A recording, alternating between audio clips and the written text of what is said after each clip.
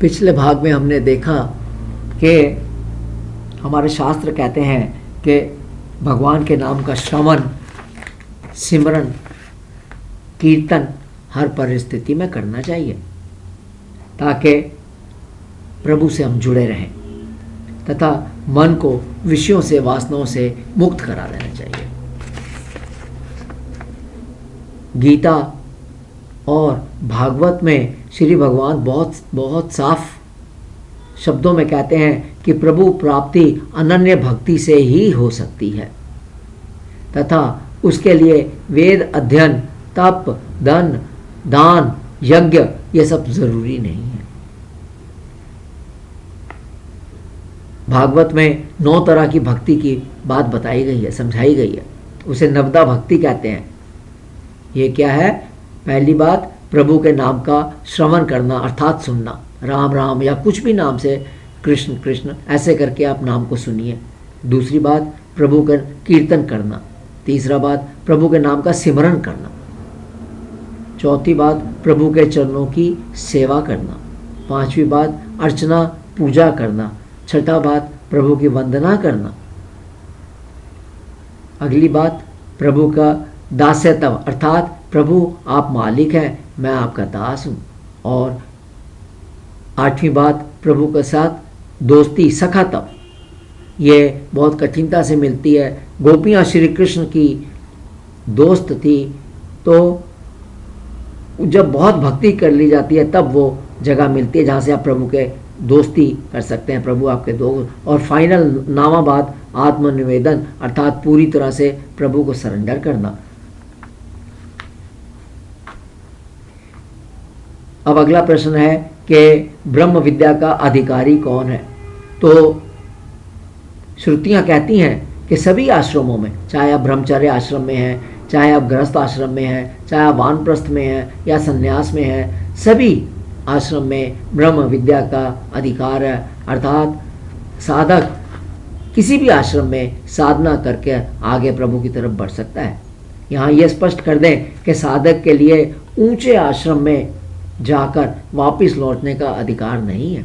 अर्थात संन्यास आश्रम से कोई गृहस्थ आश्रम में नहीं जा सकता, ऊपर से नीचे नहीं आ सकता। ऐसे मनुष्य के लिए, अर्थात जो ऐसा करता है ऊपर से नीचे के आश्रम में आता है, शास्त्रों में प्रायश्चित का भी विधान नहीं है। तो इस बात का थोड़ा ध्यान देना जरूरी है। यहाँ ये बताना भी ज़रूरी है कि श्रुतियों और स्मृतियों में ये कहा गया है कि साधक को परमात्मा की उपासना बार बार करनी पड़ती है, तभी वह शरीर से ऊपर उठ सकता है। सब इच्छाओं से रहित होकर निरंतर प्रभु में ध्यान करने के लिए बताया गया है। जब तक इच्छाएं समाप्त नहीं होंगी, मन इच्छाओं से पूरी तरह फ्री नहीं हो जाएगा, बाहर नहीं आ जाएगा, तब तक प्रभु प्राप्ति एकदम से इम्पॉसिबल है। संसारिक लौकिक इच्छाओं को त्यागने का बार बार बताया गया है। अगली बात है, क्योंकि आत्मा सबका अंतर्यामी है, अतः साधक को परमात्मा को अपने अंतर्यामी आत्मा जानकर उसी भाव से उसकी उपासना करनी चाहिए।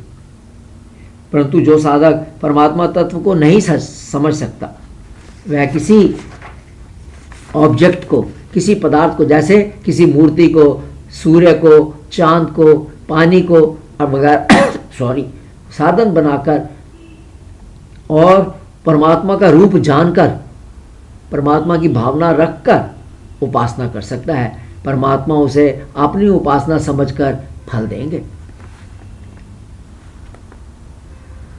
प्रभु पर ध्यान बैठकर लगाना चाहिए।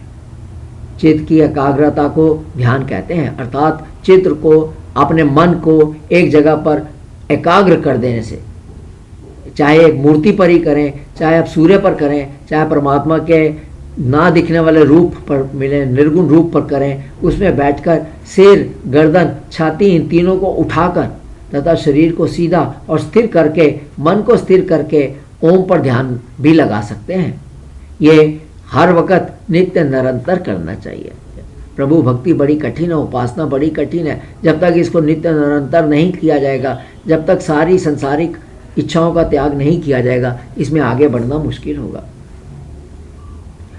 अब अगला प्रश्न है कि उपासना का, ब्रह्म विद्या का फल क्या है। अगर जो ब्रह्म विद्या प्राप्त किया जाता है उसका फल क्या मिलता है। तब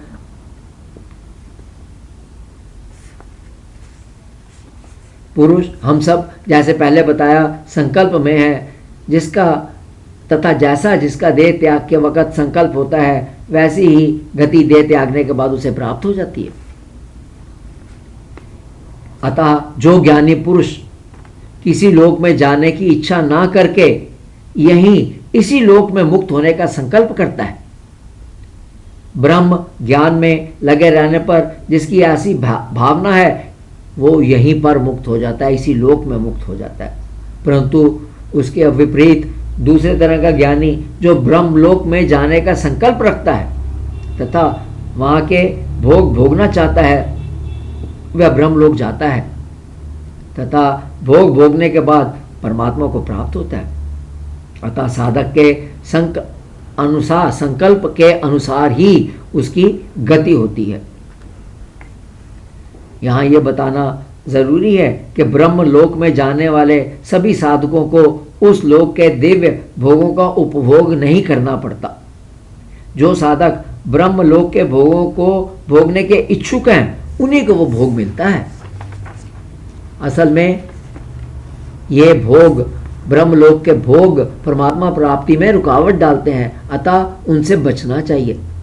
जिसके मन में भोगों की इच्छा नहीं है उनके लिए जन्म मरण के बंधन से छूटकर तत्काल परमात्मा को प्राप्त हो जाना ही श्रुतियों में ब्रह्म ज्ञान का मुख्य फल बताया गया है।